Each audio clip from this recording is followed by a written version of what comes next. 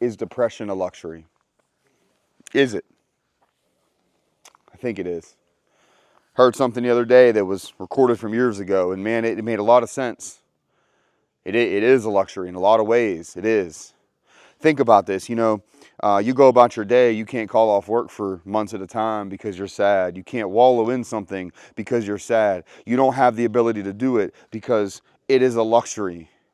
But at the end of the day, you have to think to yourself, well, how are you going to view it? You can view it and say, well, it could be worse, and maybe that'll help you. Or right now, you can say, this is the worst it's ever been. And because it's the worst it's ever been, I don't really have another choice. I either got to pick myself up, and that's it. You don't have another choice. Because I'm going to tell you that the other choice you think you have is not the route you want to go. And I can tell you, man, from personal experience that, that's not the route you want to go. It's not worth it in this mindset. It's not worth it in a time where you feel that you're at your lowest, because remember, everything that is at the lowest, it has to go somewhere. It has to go somewhere. And the only place it can go is go up. So when you're depressed and you're feeling sad and you want to feel it and you know that you can't because you got kids you got to get on a bus, you got kids you got to feed in the morning, you got all these things you got to do that right now you can't negate or not do because you're down and depressed. You realize that the depression's a luxury, but what you do with how you're feeling makes a difference. I know for me, man, I used to have a horrible time with the way I would treat certain people in my life, which literally ended up in people absolutely leaving my life. And I have not done well with forgiveness or hatred toward things, but I'm getting better, right? And while I was depressed and while I was feeling down, I still had to show up to work and take care of people every single day. I mean, I had a choice I had to make. And I said, if I came into work and I just spit venom all day at work, what are my patients going to do? What am I going to do about somebody's life? I mean, I literally have the choice to make on people's lives of, if I'm going to do the best I can, I'm going to save you. But what if I don't? What if I'm not perfect? What if I don't do the things I'm supposed to do? I can't be depressed right now. My soul can be depressed, but I can't feel it right now because this person deserves the best of me. So think about that. When you go home and you're spitting venom to your spouse or you're spitting venom to your friends and your friends don't really want to hang around you, do they deserve the best you? They do. Then you have to think to yourself, well, do you deserve the best you? Because at the end of the day, it doesn't matter what anybody else deserves. What about you? Do you deserve the best you? Absolutely. You've dealt with yourself every day. You've dealt with all the problems that come about every day. You absolutely deserve the best you. So you could sit here and you could be depressed, but you can't not go to work. You can't not take care of your kids. You can't do certain things, right? So you have to say to yourself, well, what is something that I can control? What is something that I can do when I'm sad? Well, maybe making your bed. Right there, you can control making your bed every day. Every day you wake up, you can make your bed. It doesn't matter what it is. It doesn't matter what you do. You can make your bed every single day. So when you come home, that bed is made. You controlled that, right?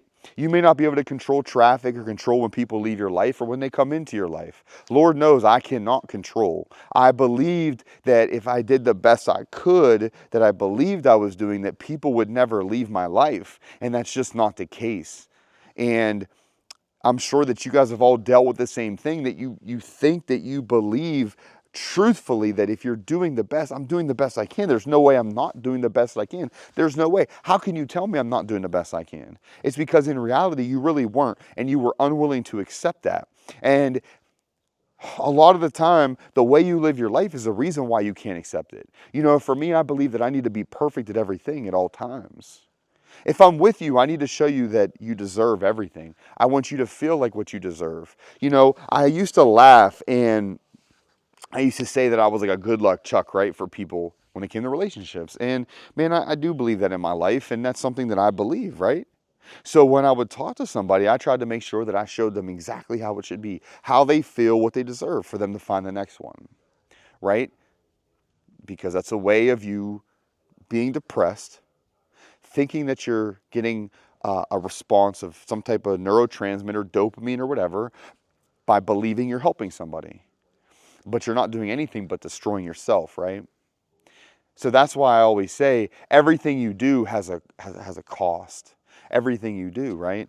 And when it comes to feeling down or feeling like you can't control things, you can control those things.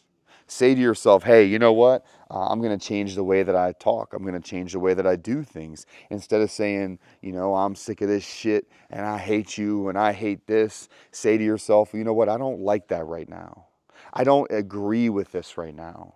And instead of saying, well, you know, fuck, you could be like, darn. Why not? You can control that, right? That's something you can control. And if you control you spitting venom out, you're not going to poison everybody else around you, but you can ask for help. That's also a thing that you can control. I know that you believe wholeheartedly, I know you believe this. And I know you believe that if you talk to a woman, it is so easy to say, hey, do you want to sleep together? Hey, you want to come to my house later? Hey, what about having sex? Yeah. Yeah, you believe that's easy, right? But you don't believe in that saying this, you know? Hey, very nice meeting you. You know, I got some things going on, so I apologize if I don't look always emotionally available right now.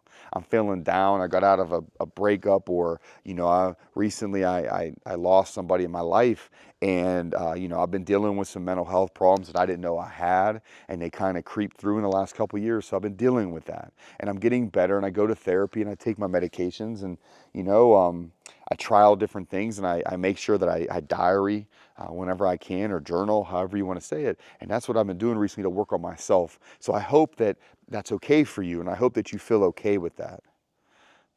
You just said all that. But guess what?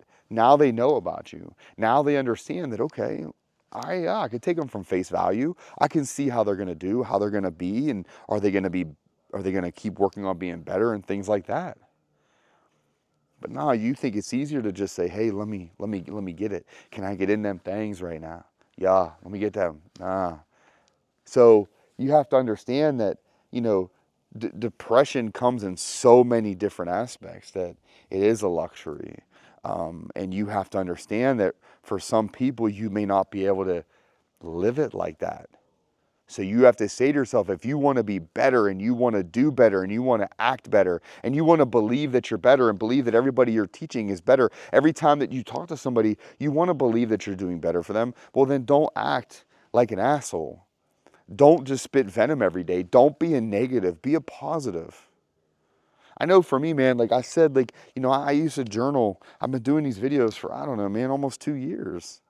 And the reason why I even started these videos is just to get something off of my mind, get something off of my soul, to unload it. I don't have anybody to talk to like this. Outside of a therapist, I don't, man. You know, and I have a hard time trusting people like that. That's on me, right?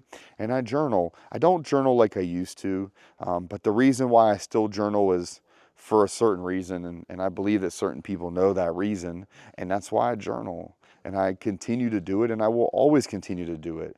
You know, it doesn't matter.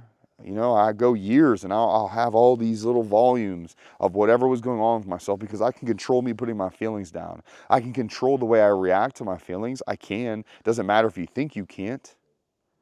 You know, and you might be low right now and you might feel like you don't know if you want to be able to make it. You don't know if you can, but you can.